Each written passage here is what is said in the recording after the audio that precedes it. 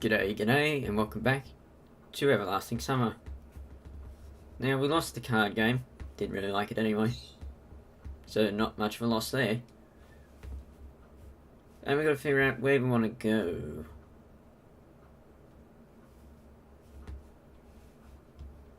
I don't know what scene is.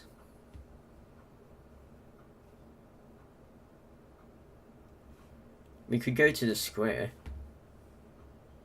That sounds like good a place as any.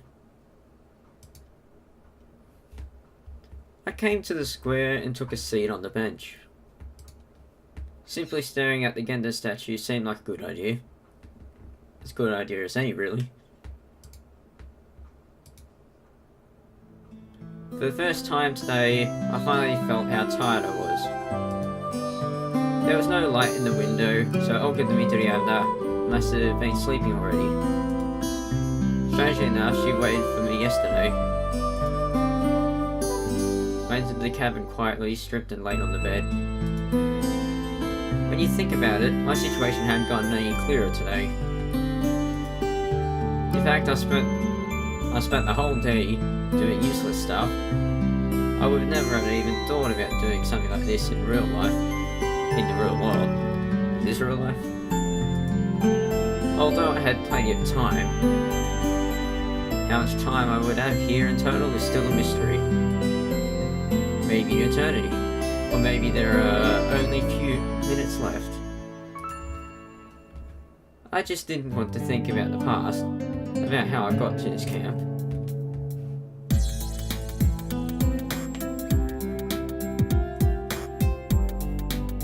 For the first time in a long while, I felt really tired. Not only emotionally tired, but also physically tired. Psychologically tired, and God knows how else tired. Well, if you can come up with other forms of fatigue, let me know. I just want everyone and everything to shove off, starting with my own thoughts. I wanted this mess somehow resolved by itself. Or at least without my active participation. Because who puts effort into anything these days? And what if I'm stuck here forever? Well, then I guess you gotta suck it up. Then I'll have to get used to it. Pretty much what I said. So just like that, I'm not ready. Ready for what? My consciousness slowly drifted away from me, and it became progressively harder to concentrate on something distinct. Perhaps it's better to wait until tomorrow. Might not have mattered where I went, because he might have just came straight here anyway. I rolled over and fell asleep.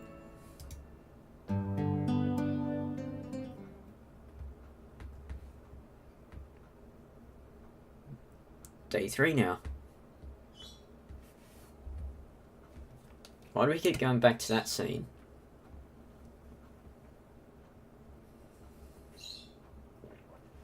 The night left a feeling of anxiety behind. I woke up exhausted both physically and mentally. Well, you didn't have a sound sleep.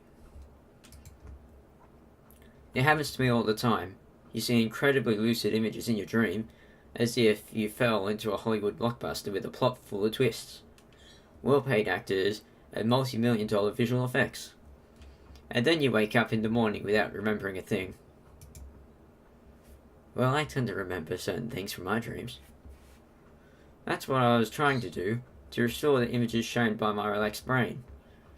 But that part of my memory was empty, either archived,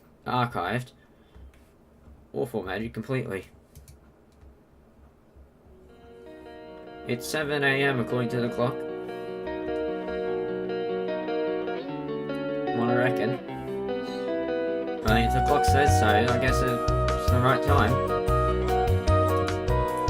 I seem to be an early bird today. You're a bird? I thought you were human. Olga Dmitrievna was still sleeping, wrapping tightly in a blanket. Wrapping so tightly in a hot summer. might get a bit hot there. I got up, stretched, and went to the mirror to have a look at myself. I'd better shave. Still getting some whiskers. Strange idea. Before twice a month was enough, but now nothing depends on the way I look. I haven't found a razor anyway. Why do I even need it if I look like I'm 17 at most? So breakfast can't start earlier than 9 AM. This means I have plenty of time to what? Dawdle around, walk around.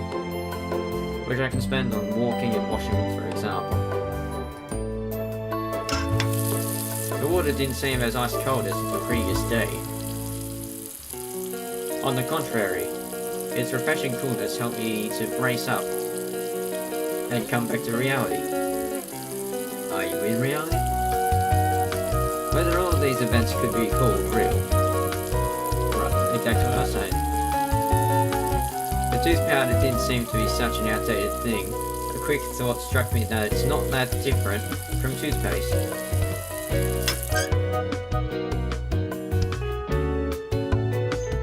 When I returned to the cabin, Olga Dmitrievna was already up.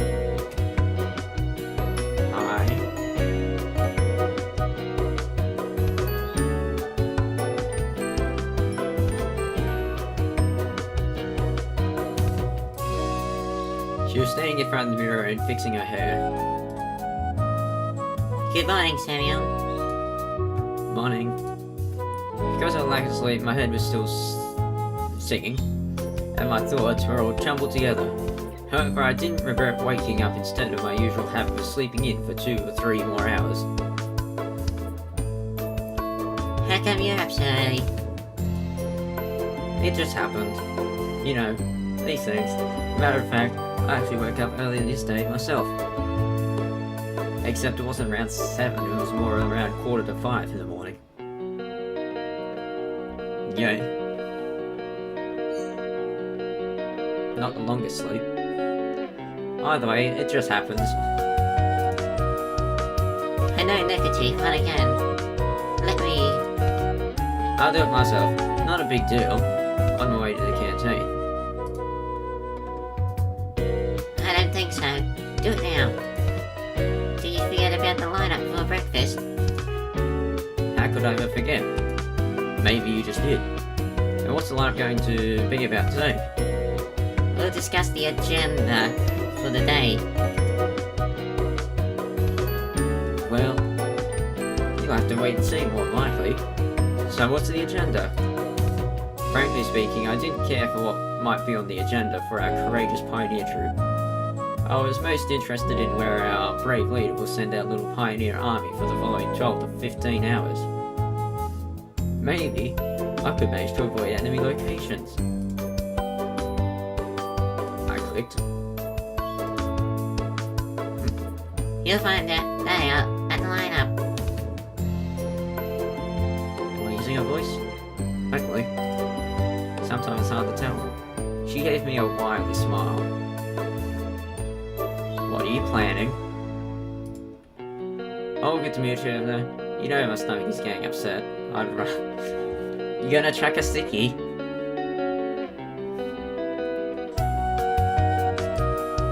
Well, you know. I believe that's okay to miss the lineup once. It could get all nasty if I failed to control it right there. Where did all this courage come from? I don't know, you just wanted to get out something. You have 5 minutes. I'm afraid I need more time. Just get your act together. Could you tell me right now? Please? Sure, I'll try it, but just in case it all goes down. Oh, fine. On our list today is cleaning the cave locations, organizing the books in the library, some other minor tasks, and of course, we have a ball in the evening. Doesn't sound much like what pioneers would do.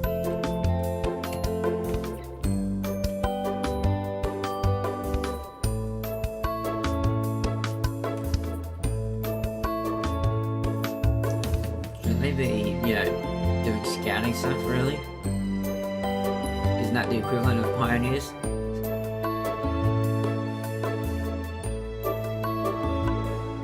What's a ball have to do with anything? Watch yourself. You must take part in the camp activities today. You bet? Definitely, and now I'd rather just drop up. Come on, let's hit the road. Fine. But this whole ball thing, I'm not too sure about. I came out of the cabin and hid in the bushes behind it. You are being rather cheeky, aren't you? Waiting for Olga Dmitrievna to leave. Actually, I didn't have any particular reason to behave this way. But the voice within me kept telling me that I have nothing to do at the lineup. Does he have nothing to do at the lineup? After the camp leader left, I went back to the cabin and decided to wait for breakfast there.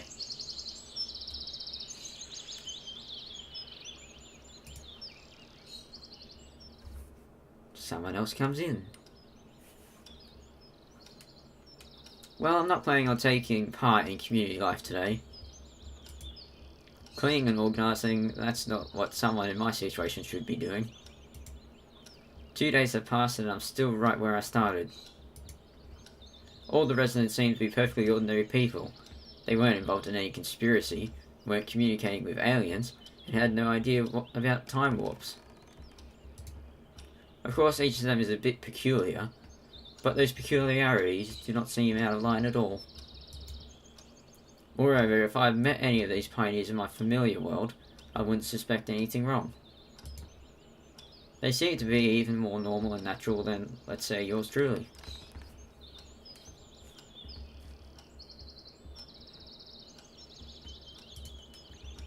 This line of reasoning was quite logical. The illogical part was the absence of answers. Ordinary people in an extraordinary place. I've heard and seen that already somewhere. Dozens of pioneers, or even more, live their familiar lives and do their regular stuff day by day. They don't understand that the world around them is not what it looks like. Or is it, and you were just in a dream and thought you were older than you actually were? Okay. But this is their point of view.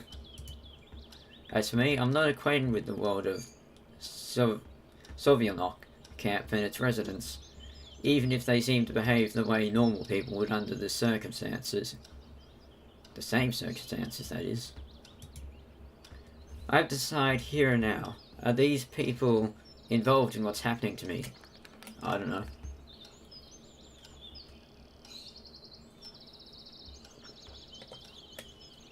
If you reckon.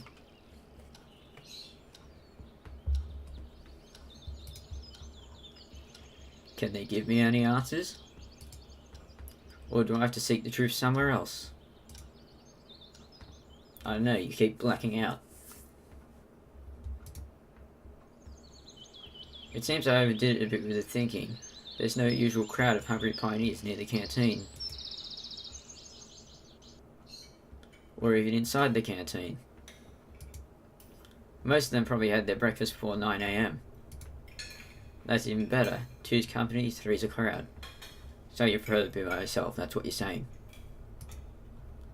Lena was sitting in the farthest corner of the canteen, lazily picking with a fork at an amorphous lump of vaguely resembling porridge. Having a breakfast with her seemed like a good idea. We can have a chat in peace. Which one's Lena again? Or at least try to have one. I was on the way to a table when suddenly somebody grabbed me by the sleeve. Zenya the librarian. Get your meal and come. We need to talk. Okay. What are you waiting for? I was a bit confused. Yeah. That came out of the blue. Pardon? Isn't it a bit too sudden? What's wrong? Get your meal and sit down. I suppose that she considers her behaviour completely normal. I probably should. I'm not sure why, but I accepted the invitation. What if I can learn something new? She is such a bookworm. Might. A minute later, I was sitting in front of Xenia, with the tray and the simple meal on it. Porridge, 2 eggs, 4 pieces of white bread. God, how much you having? A sausage, and a glass of compote. Having a bit? Bon appetit. Thanks. I started to act as politely as I could and also eat more neatly, without chomping and spilling crumbs of food, or drops of compote. So what do you want to talk about? Today at the library. I wasn't listening from this point onwards. I immediately recalled Olga Dmitrievna's words about the scheduled events for today. You didn't listen. Don't forget. Oh, what? I said, don't forget to visit the library after lunch. What for? Were you even listening? No, he's zoned out. No. I admitted honestly. Xenia's face turned around and appeared green and took on a soft purple colour. Today, after lunch, you in the library. Got it, dunce? Dunce? What kind of curse is that? No, a pioneer must never use a curse word. How could I forget this rule?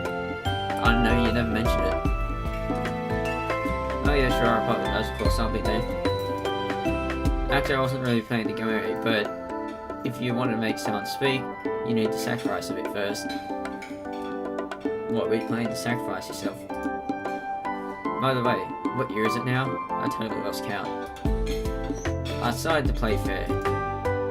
She looked at me perplexed and answered, "Why are you asking me this question?" Have you gone completely bananas? Yes.